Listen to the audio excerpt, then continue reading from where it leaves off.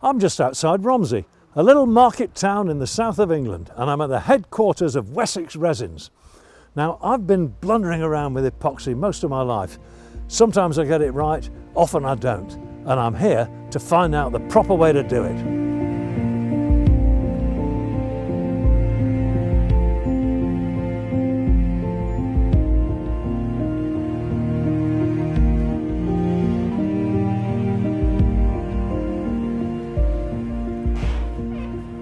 David. Hey Tom, good to see you again. Well, it's been a while, hasn't it? Has been, hasn't it? Yeah. Are they still serving good beer down at the 3 Tons? Oh, it's magic. We should go down there later. Let's do it. Brilliant. At lunchtime, yeah. But we ought to crack on. You know, I think we've no doubt at all. We've got a job to do. We've got lots to cover. Yeah. Let's do it.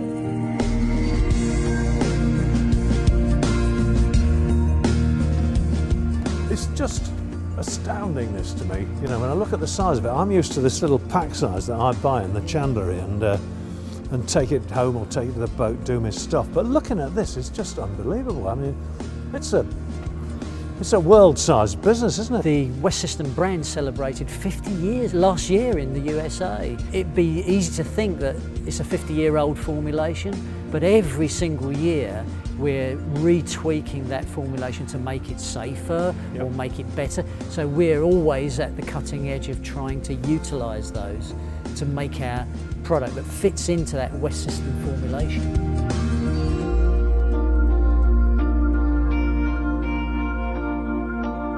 Let's start with the basics. How can I use this without causing myself any problems? The best thing you can do, first of all, is to wear some decent gloves. And these are the best gloves you can use for skin protection. What sort of gloves are these? They're nitrile gloves. Right. So nitrile gloves give you good skin protection, but they're also non-allergenic. But these really do give you good skin protection. Yeah. I'm just putting them on because I've got big hands, and the question always is, will they go on and not rip? And I think maybe it's the latex ones that they always rip at the top here when you pull them on. Here's a top tip when you're doing your work. Yeah. Actually put 2 pairs on. Oh, really? Because then, you see, you'll find that that pair will go on much easier over that pair. You'll find you can just slip it off quickly if you had to pick up a screwdriver or something. So therefore, you know, the stickiness on your hands isn't going onto your tools. If you get a spot on your skin, it's quite important to clean it off as soon as you can. Yeah. And we've got this hand cleaner, so it's quite a good description, resin removing cream. Right. It's an abrasive hand cleaner that will get the majority of the epoxy off. For the ordinary amateur user, do you think it's worth having goggles? Or? I think in this day and age, because they're without so being politically correct, you know, the practicalities of it. Oh, honestly, I think you should be far more aware of what's available. The biggest opportunity for an amateur to use our products is on an underwater coating on their boat to either conclude an osmosis treatment. That would be a big project, though. Big area, and you're likely to be working, up high. So some of the best top tips there are: wear some gloves, wear some long sleeves, wear some eye protection, wear a hat, definitely have a haircut afterwards. You know, but all of these things really play a part in a way appropriate to what you're doing. That skin protection thing is so important. And a real summary of that is just gloves and glasses. Gloves and glasses every time. So when I'm actually using this stuff to do a quick repair of some sort on my boat, I get my cans out. I've probably got some pumps in them, and I press the pump down and I don't get anything, and then I'm stuffed, really. I just don't know how to get because I know that I should have the proportions right, and to be honest, David, I've often ended up guessing. There's 2 really important parts about working with our West System epoxy: is get the mix ratio correctly and mix it sufficiently, and it'll cure. It'll cure in such a wide variety of conditions. This is probably our most popular pack. It's called the A pack. You've got the resin and the hardener. You've got to mix at your 5:1 ratio. So the pumps screw into the top of the containers, providing you've primed them and you're getting a consistent stream of resin and a consistent stream of hardener from the pumps. They'll give you time and time again the correct ratio. Is it one stroke of this and one stroke of that? Absolutely. It's not one of 5 of them and one of these or anything like that? I mean, you can see quite clearly, can't you, that the pump stroke is different. Absolutely. So it's calibrated at 5 to 1. So, so one depression of the resin and one depression of the hardener will give you that 5 to 1 ratio. Okay. If you're using this for the first time, just start off with 1 pump of resin, 1 pump of hardener, mix that up, use that on the work, and gradually gear up to a maximum of 3 pumps of resin and 3 pumps of hardener to do your work. So the trick is, use the pumps, use small quantities for your work, and you then won't get involved in wasting material, throwing it away, having jobs that go wrong. And a ruined job. What happens to me is this, and it's happened so many times, I can't count, and I don't know what the answer is, and I'm hoping you'll tell me. I start off, I hit that one, and that one, well, that's done all right, really. It feels as if it's grabbing it more or less straight away. And then I hit the hardener, buff, and I'm sure I've only really had half a squirt, and I don't know what's happened.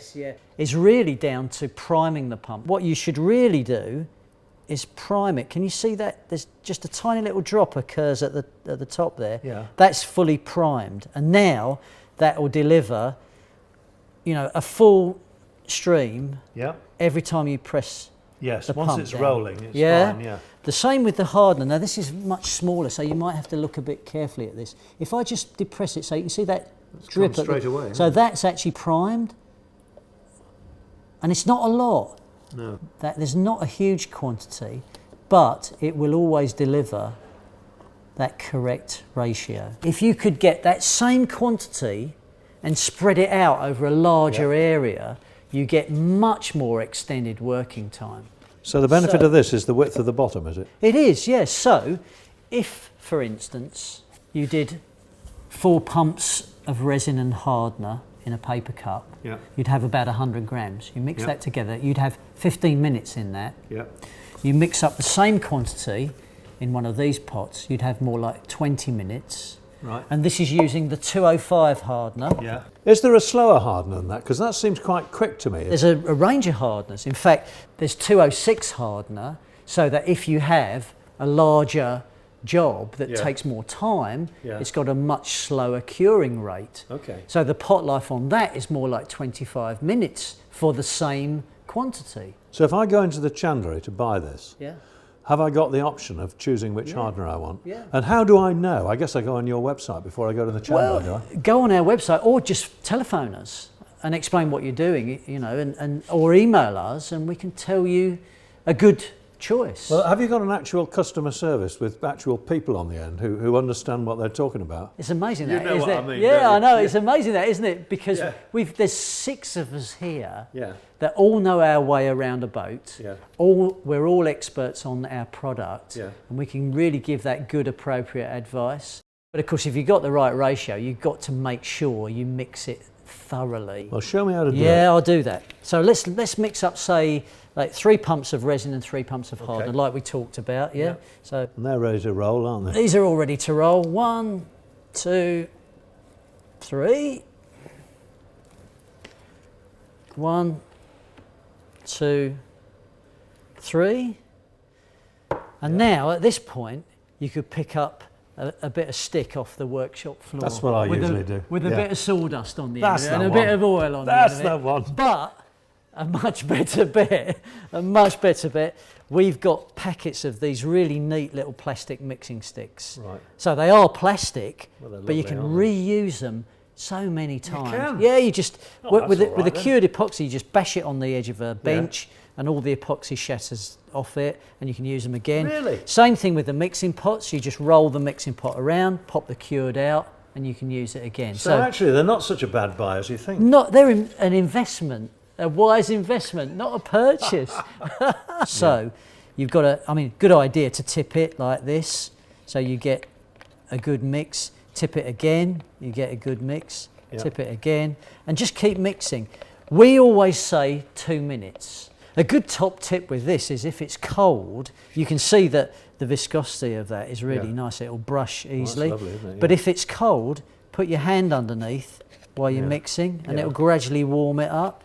Make sure your resin and hardener is warm as well. when this is around about room temperature, 22 degrees C, it's perfect to work with. Okay. When it's very cold, it's very difficult to dispense. Well, I've noticed that. I've noticed that. I mean, you look at this and this viscosity now, I mean, you can sense... That's beautiful, isn't it? That will brush nice and readily. Yeah. Temperature in epoxy is, good phrase, it loves it, but also you love it because the pace of your work, if you can work with it, is so much quicker. You can have stuff that you've made one day that you can then go back to 24 hours later and be sanding and be working on. Yep. It doesn't gain full strength for about 7 days, but clamps off could be 24 hours easily. Yeah. I really hate wasting any of this. So I'll have a project I'm working on, but I'll have something else that I can put the waste onto. And it might be something for the garden. Yeah, it might be the end grain on the gate post. It might be that, or it might be some rotten window frames. Yeah.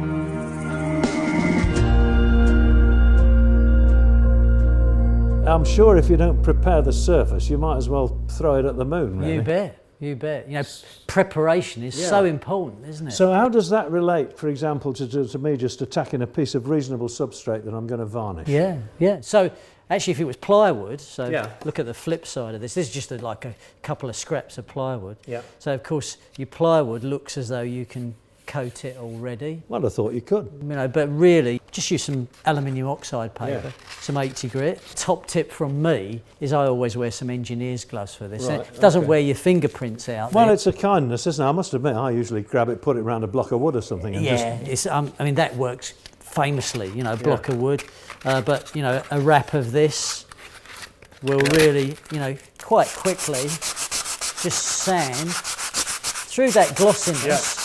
And of course, if you were going to do a really good glue joint, you might also want to sand across the grain, which lifts a bit of wood fibre and preps it up for that first layer of mixed epoxy. Okay. You know, so really it's just sensible to take that off, and you can see that already. Look against the light. You've kind of lost that's that knocked it back, hasn't it? Yeah. So microscopically, that means there's some open pores ready to take the good stuff. Yeah, you can achieve kind of this finish is very, very quick, this kind of finish. How have you put that on? Well, actually, that's been put on by a roller. The perfect thing to use is a paint roller tray. Yeah. If you make up your 3 pumps of resin and 3 pumps of hardener, that will fill this tray up to about 2 to 3 mil. That quantity. Yeah. Now that, again, in the tray, extends the working life even further. Because of course it's a great big surface area, isn't perfect. it? Yeah. So you're getting 15 minutes in the paper cup, 20 minutes in the West System pot. You're going to get 40 minutes for the same mix with the 205 hardener in the roller tray, and then you've got the cure time on the work. Once you've used that up, can you then put some more straight in there? Absolutely. Well, at what point does this become starting to go off, the stuff that first went in there, and it's all going to rats? Yeah, that's really good, isn't it? Because actually what you do when you add fresh material, you add life to what's in there already, but you also reduce the working time of the fresh material a little bit. Right, so they sort of work against each other a bit. They're working for and against in a subtle way, but really the defining thing is how long the roller will last. Because if it starts to gel in the roller, oh, you've had your chips, haven't you? You've done it, because you'll end up with loads of foam in your work, which is not very nice. Job. You know, not very nice. How long between coats? Generally, as a good rule, at this kind of temperature, so it's 20 plus, about an hour and 3/4. Oh, I see. So you don't have to wait till tomorrow or anything? No. In fact, what you're looking at is each coat to become as sticky as the sticky side of masking tape. That's something familiar, isn't it? Oh, really? And you can whack it on top of that? You go straight on top. So you're getting a reactive bond. A chemical bond. A chemical bond between the whole lot. If you have to stop, then you have to resort to a mechanical bond, which then means abrading the surface. It's always important to anticipate the surface blushing, and we refer to a byproduct of the curing process called amine blush. If you just steam in and sand it, firstly it clogs your sandpaper. So get your grit paper,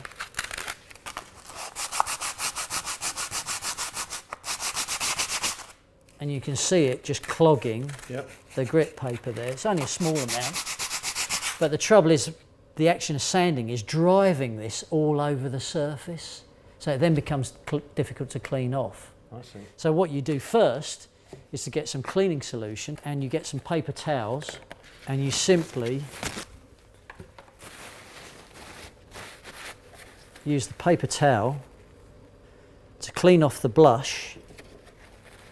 And I'll do it on this, so you just wipe it over like that. And whilst it's still wet, so you can see it's the colour change there, yeah. You get some more paper towel that's just a bit damp. You clean off the combination of the solution. What's in there? What's just water? That's just it's just plain water. So it's still coming off, isn't it? On a large surface area, you just use a hose. It rinse everything off. Yep. So you can still see it coming off there. And then, whilst it's still wet, again, just dry it. And you can see now, it's quite nice and glossy. Yeah. And when you sand it, you know, nice. You can actually even feel it, that it's easier to sand and it's not clogging. The trouble is, doing this ready for another coat, is you're sanding some off that you've already put on. Yep. So it's really nice to be able to just keep applying on the same day. Yeah. And that's all about work planning again. For fairing up the bottom of a boat, you can use a long board. This is just stuck on with carpet adhesive. I've seen them a yard long with two blokes on them. And at the end of the day, they were basket cases. Oh, they call it a torture board. That's it. What a killer. So, and you know, you can make up things in your workshop like this little thing, which is it's got just a little bit of camping mat glued to a couple of pieces of plywood. You know, if you've got a lot of shapes, you can make some little things out of pipe that you glue on with carpet tape to get some shapes into various things if you're fairing a surface. You've now got quite a pure, clean surface. Yes. Because you've cleaned it before you've sanded it. Yeah. So there's no contamination on there. Nope. The sanding is just dust. And in fact, the epoxy will do a very good job of mixing with the dust. But just removing it, or even dusting over it with a clean brush. Yeah, well, that's ready for anything, isn't it? They're ready to apply it. You know, actually, that's a good point, because it's ready to apply a paint finish. You wanted to put varnish on it. Or varnish over the top of it. The roller does give a very good finish because you can apply a precision amount per square metre. But also, as you roll on, you'll find that you get that funny little orange peel texture to the surface. Yeah. So what you do then is you cut your roller into segments. This is like a short roller, and you use it like a paint pad. So you roll on, and you just tip off the surface like that with this quartered roller. Not a brush? You can do it with a brush. On an osmosis treatment, most yards will just use a brush to tip it off because it's there and it's inexpensive. Why would I want to coat a surface with epoxy if I wasn't actually doing the bottom of the boat for an epoxy treatment or something? So if you wanted a set of washboards that would last forever, you'd make them out of plywood very nicely. You'd coat them with epoxy, 3 coats, maybe 4 coats actually, sand that back, and then you'd use a good quality varnish over the top of that. Okay. There is something though that we have in our armoury of working with epoxy that saves you acres of sanding, and it's something called peel ply. And this is a board that we made a while back, and this has peel ply on it. So peel ply is a sacrificial nylon like this. Yeah. And you apply that. You can see that what we've done is we've applied this while the epoxy is still wet. What, you literally just lay it on? Just lay it on. What, do you put a roller on top of it? You put a roller, I mean, you'd roller it out with wet epoxy just like this. Yeah. So we've already done this, but you'll see if I rip this away, so of course it's nylon that doesn't bond to epoxy. So we can rip this away like this, and underneath you can see you've got the equivalent of a sanded surface. So we've got a layer of, I don't know, biaxial glass or something on here, yeah. And then you put that on top of it. Yeah. Roll your epoxy. Yeah. Having rolled it on there first, then Yeah. you put that on, roll the epoxy on top of A bit that. more, yeah. And then when you arrive in the morning, you rip it off and job done. If you were doing, say, fillet joints, such as this, you can use peel ply tape over the fillet, and then underneath you've got this pristine finish that's ready to add glass or more epoxy. You know, it's very, very strong. I've got to ask you this. If you've got an old wooden boat and there's some rot in it, they all have, you know, and you don't want to take out a whole frame because it's got a little bit of rot in the deck, under the deck head. I have in the past found a way of getting epoxy into there and letting it go off. A, is there any reason why I shouldn't do this? And B, if I'm going to do it, can you just give me some hints as to how I might do it better? Well, honestly, we'd be the first people to say that a repair method has got to be executed in, you know, a generally acceptable way. So replacing timbers, of course, is the general practice, but it's expensive, you know. You might have to tear half the furniture out of the boat to do it. But if you were doing this yourself, you know, and adopting methods that further the lifespan of the boat, you may want to drill into the timber and then inject some epoxy. What sort of hole size? Well, if you're using a syringe, the diameter of the nozzle would be perfect. That's a serious syringe, isn't it? I have done this, but only with little tiny ones. This is something real, isn't it? It's a horse syringe. Oh, you get that in there. Oh, yeah. But that would be great, wouldn't it? And if you drilled a number of holes, perhaps you'd see it coming out the next one and you'd know that the wood was saturated. Yeah, the amount of pressure you can generate and the viscosity of the epoxy is such that it will flow through those wood fibres that have been compromised by rot. The only prerequisite is that the timber's reasonably dry, because of course if it's saturated with water, then it will be difficult to get a good bond. It'd also be difficult to displace the water. And I have tried this on saturated timber. The pressure behind this actually forces the water along with the epoxy, and then it compromises the cure, compromises the bond. So we'd look at reasonably dry timber to make this a success.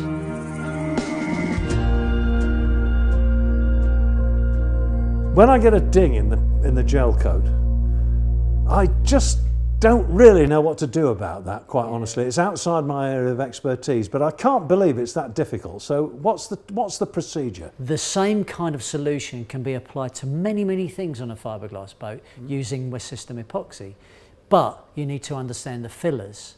We've already discussed about the resin and hardener and some of the application techniques. You really do have to understand a little bit more about the fillers because we've got a broad selection. See, it's just filler to me. I mean, I've used talcum powder in the past or a bit of old wood shavings. Probably that's not what you want, is it? These are just a selection of the fillers. What have we got here then? Here we've got some of the higher density fillers. Just a small selection. So you've got microfibres, milled glass fibre, colloidal silica. Of all the fillers, this is the most versatile because it's purely a thickening additive, but it results in a mix that when it's cured, it's so hard to sand. It's almost like sanding concrete.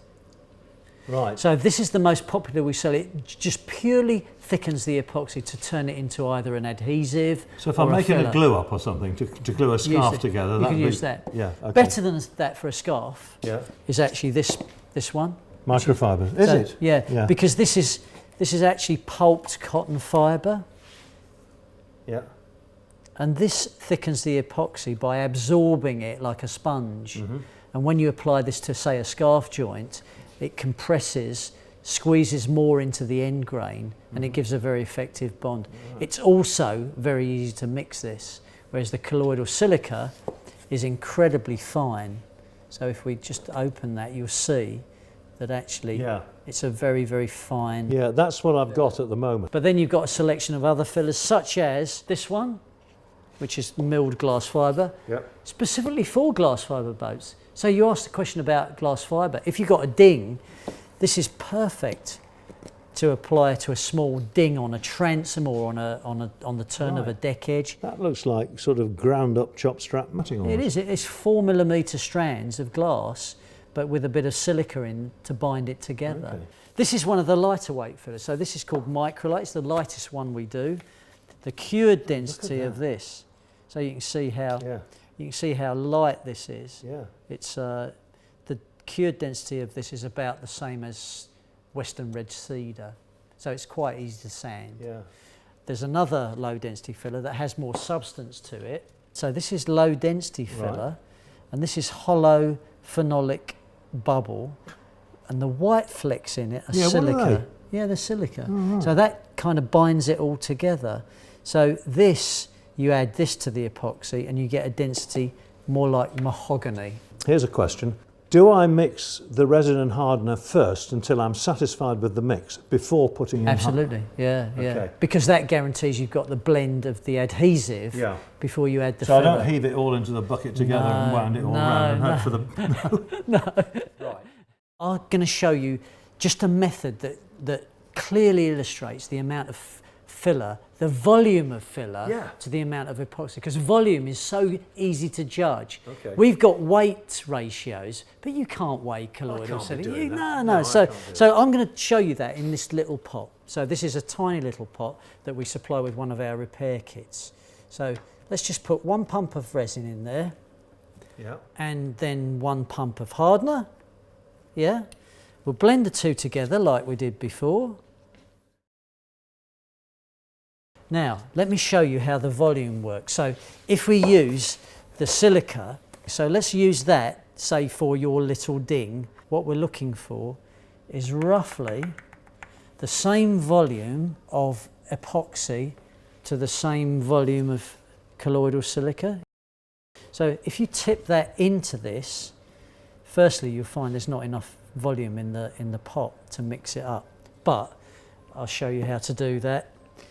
And you just chop that in like that with the mixing stick on edge. Yeah, and do the lumps disappear when they you do kind of gradually go in and disappear, and you think actually it's quite thick, but you can see now that's thickening beautifully as a paste. Well, I'm glad you've told me about the proportions, because I've never found that out. I must admit, I never read the book of instructions. I've just sort of tried to do it by guesstimate. That actually will stay on your mixing stick, so that's important. So that's about the right consistency to do a little ding on a piece of wood.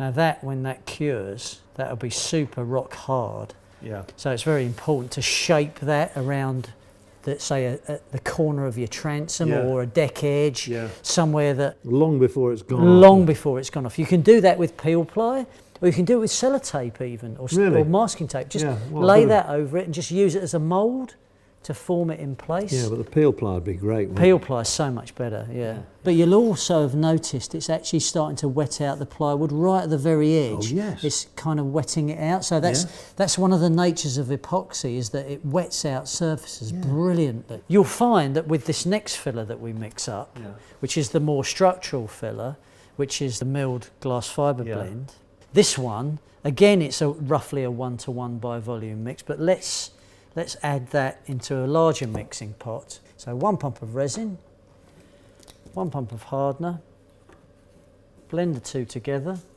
So you can see that's a nice, what we call a homogeneous blend now. Beautiful. Yeah.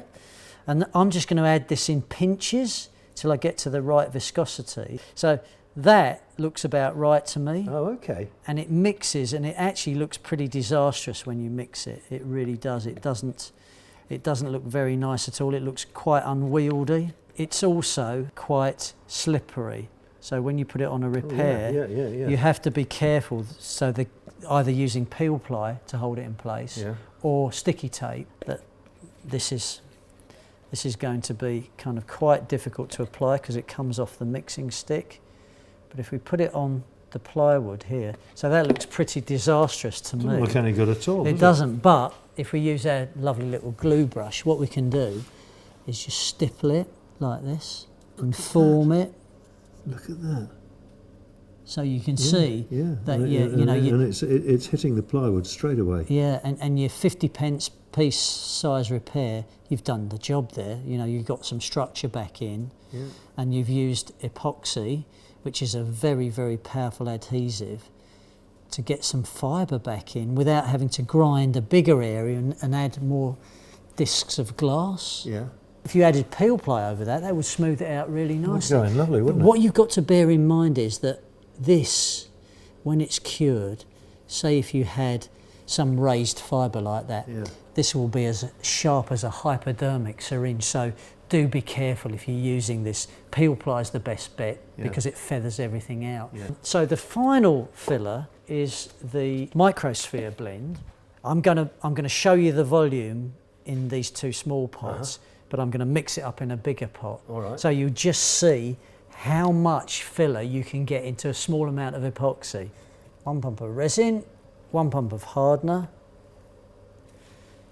Maybe you want to blend the two together. I'll blend that together. And then in the meantime, I'll make up a mix of this, because the amount of this that we put in is quite a lot. Because it's low density, you want over twice. When you add the two of these into this pot, it looks as though you never mix it in.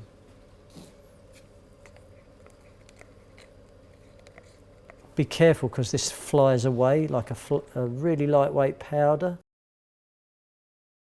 So now, if I blend this in, it will look as though it's not going to happen. It's not going to happen. But you just persevere with it, persevere.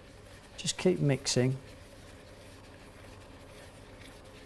But what you're looking for here is a fine finishing skim, then is easy to sand.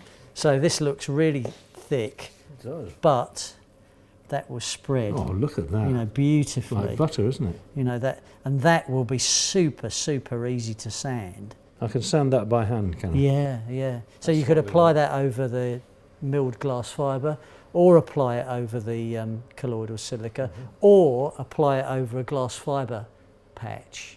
Actually, even if you're using this, see. Oh, look at that. I mean, that is beautiful. Absolutely gorgeous. One of the things we always advocate is just using 80 grit right the way through. Okay. Because another layer of epoxy would take to this really well. Perhaps though, with your paint, if you're going to finish this off with 2-pack paint, I would use something like 120 grit. Oh, that's what I was thinking. Yeah, and that'll cut that easily enough, won't it? Yeah. And then spray paint carefully, build up the layers. Yeah. And maybe a bit of T-cut just to ferret in at the end. Yeah, where you've got your overspray. Yeah.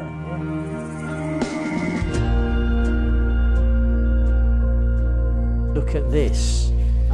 So you've got different scenarios. Right, there it is. Look at that. Of your repair. So this would have been part of your analysis of how the damage extends, how far it extends. The funny thing about GRP, you can have on the exterior something that looks 50p, but behind it, the damage actually extends a lot further. And how can you check that? Can you check that without seeing the inside of the hull? Because very often you can't, can you? Actually, you can see it so clearly as you start to grind into the laminate. It's almost like invisible up to that point, but you can see the stress crazing as you're grinding it away. More or less what you're looking for is the equivalent of a circular scarf joint. Okay. And we always advocate, and it's actually adopted industry standard, is that you have a 12:1 minimum taper on that scarf joint. So your area of your bevel is 12 times the material thickness. Okay. So that taper is the most important thing, because you are enhancing the contact. Yeah. Here, if you were to just fill this, you'd only have a butt joint, which is very weak. Once you've done that, it's actually fairly straightforward, because now you want a cutting pattern. Mm-hmm. Now your cutting pattern is just a piece of clear plastic and a felt tip pen. Put your clear plastic over the surface, draw around here with your felt tip pen. Lovely. Draw around there with your felt tip pen. Love it. And now that's a cutting pattern for your patches. Yep. However, you need more patches than just the two that will give you. I'm sure you do. So what you do is you'll have measured the thickness that the hull is, or the deck, or whatever you're repairing. Yeah. And each 100 gram of brand new glass fabric that's going in there equates to about 0.1 of a millimetre in thickness. So measuring the thickness of your part, you'll then know how many layers of fabric needs to go in there. So if it's 4 millimetres thick, you'd need 10 layers of 400 gram fabric. oh, I see. So you'd go 400 gram for that. I see. Yeah. We would always suggest that you use a lightweight fabric but multiple layers of it. Right. So if it was 5 mil thick and you're using 400 gram fabric, It'd be 12. it'd be 12 layers, more like 12 layers, you know. So once you've got your cutting pattern, you cut out diminishing sizes of discs, which you then can apply to your repair. Surprisingly, you put the biggest patch in first. That makes sense to me. I'm glad it does. Well, otherwise, what's going to support that one? But absolutely. So you get Stands to reason. you got maximum contact area, and you're just building back up to the existing thickness. Once you've done that, you could here. This has been peel plied, which we discussed already. You know, you can see that's created a. Compared with this, which is just wet laminated, this has kind of flushed off the area. So that's an alternative to that. Yes, yeah. And of course, when you've got the peel ply on, you can use one of our lovely little plastic squeegees to actually get the repair to flush off nicely. Yeah. Rip the peel ply away. So once you've done that, you can then sand it flush. Again, 80 grit paper is great. And then you can apply a filler, just a fine fillet. And then you flat it off so that everything's flush. Once you've flatted it off, you can then consider whether you use gel coat over the surface or whether you use paint. I mean, this looks to me like the hard part of the job. It is. I mean, for me, to be honest, Dave, I think that is probably beyond my manual skill. I think I could learn how to do it. And then after the 10th time, I would probably be okay at it because I'm far from incompetent.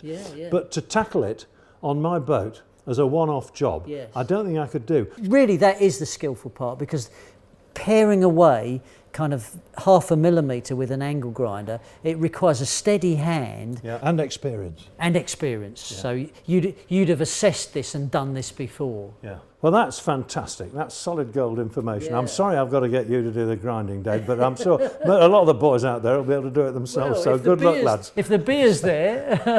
Okay. I'm really glad I came, and I'm grateful to you for giving me your time. So next time we won't do any of this. We'll have a pint together instead. That sounds marvellous. Down to 3 tons. Sounds marvellous. Great to see you, Tom. Cheers, mate. Cheers.